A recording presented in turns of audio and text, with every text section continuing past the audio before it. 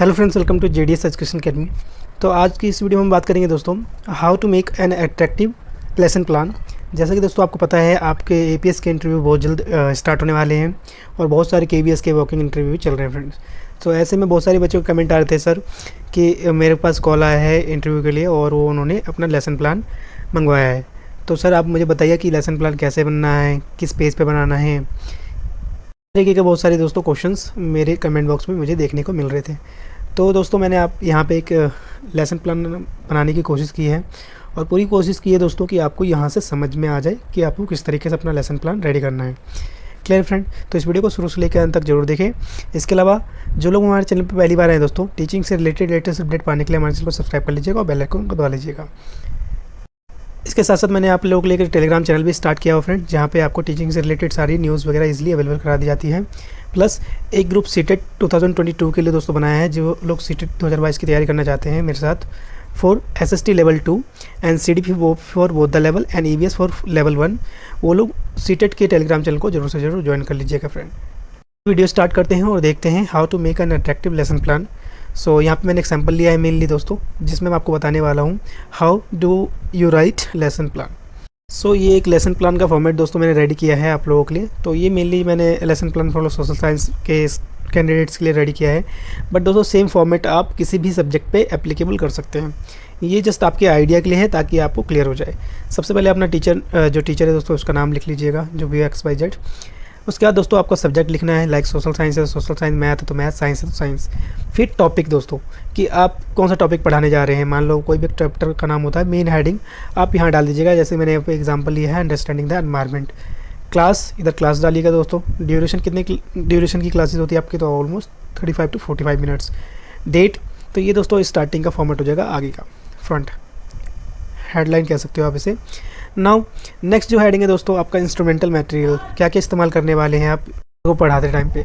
तो black board होना चाहिए फ्रेंड, चौक होना चाहिए, चार्ट, थीमेटिक पोस्टर होना चाहिए, केटर होना चाहिए। क्लियर है फ्रेंड? नाउ नेक्स्ट आता है टॉपिक आपका ऑब्जेक्टिव, कि ऑब्जेक्टिव क्या है आपको इस चैप्टर को पढ़ाने का, ये इस लेसन को पढ़ाने का। ऑब्जेक्टिव मेनली दोस्तों क्या होता है, नॉलेज, लोगों को ज्ञान देना, यानी छात्र एनवायरनमेंट के अर्थ के बारे में जानकर उसका प्रतिज्ञापन कर सकेंगे, है ना। छात्र एनवायरनमेंट की जानकारी प्राप्त करके उसका प्रत्यास्मरण कर पाएंगे कि एनवायरनमेंट क्या होता है, उसकी नॉलेज गेन कर लेंगे। इसके अलावा कॉम्प्रिहेंसिव यानी बोध हो जाएगा उनको, ज्ञान का अपने शब्दों में अनुवाद करना स्टार्ट कर देंगे, यानी एनवायरनमेंट के डेफिनेशन अपनी तरीके से वो डिफाइन करना स्टार्ट कर देंगे अलग अलग वे में। सो छात्र एनवायरनमेंट के का अर्थ जानकर उसकी व्याख्या कर पाएंगे कि एनवायरनमेंट होता क्या है। इसके अलावा छात्र एनवायरनमेंट की जानकारी प्राप्त करके उसमें भेद अंतर कर पाएंगे कि उसके बीच में क्या डिफरेंसेस है और उससे पहले वो क्या समझते थे। नेक्स्ट जो आता है दोस्तों उसमें क्या आता है आपका एप्लीकेशन, प्रयोग। तो अब क्या करने लगेंगे दोस्तों, एप्लीकेशन का मतलब सिंपली होता है विभिन्न स्थितियों में इसका प्रयोग, यानी एनवायरनमेंट के डेफिनेशन वो अपने अपने तरीके से कर सकते हैं। जैसे पहला पॉइंट मैंने लिया है, छात्र एनवायरनमेंट तथा उसके प्रकार की जानकारी प्राप्त कर उसका प्रयोग कर सकेंगे। छात्र एनवायरनमेंट के प्रकार के बीच में अंतर कर पाएंगे, जैसे एनवायरनमेंट का आपका टाइप क्या दोस्तों, नेचुरल एनवायरनमेंट और ह्यूमन एनवायरनमेंट। तो इन दोनों के बीच में इनको डिफरेंस समझ में आ जाएगा। नेक्स्ट टॉपिक आपका आता है ऑब्जेक्टिव में एनालिसिस, यानी एनालिसिस का मतलब विश्लेषण करना, यानी छोटे छोटे भागों में तोड़कर उसका विख्यात्मक रूप से समझना।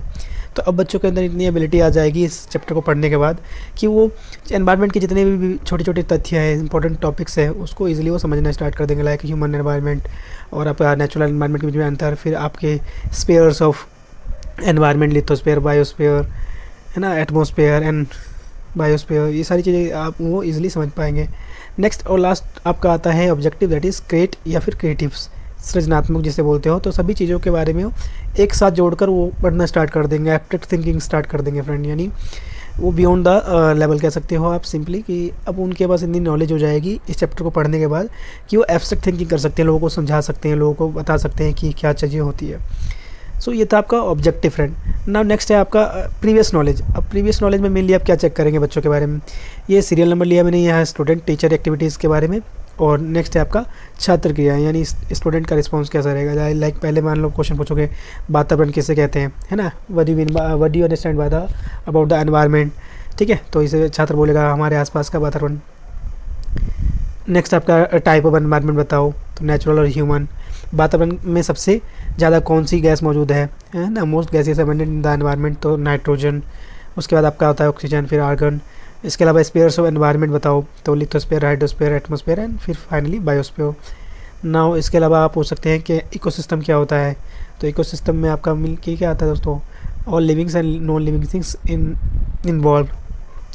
बायोटिक एंड एनाबायोटिक बीच में अंतर, लिविंग एंड नॉन लिविंग होता है मेनली चीज़ें। ग्रीन हाउस इफेक्टेड क्या होते हैं, तो CO2 का लेवल क्या हो रहा है, बढ़ जाना, और एनवायरनमेंट का जो हीट टेम्परेचर हो क्या हो जाए, बहुत ज़्यादा इंक्रीज़ हो जाना। तो आप प्रीवियस नॉलेज चेक करने के लिए इस तरह के क्वेश्चन पूछ सकते हैं बच्चों से।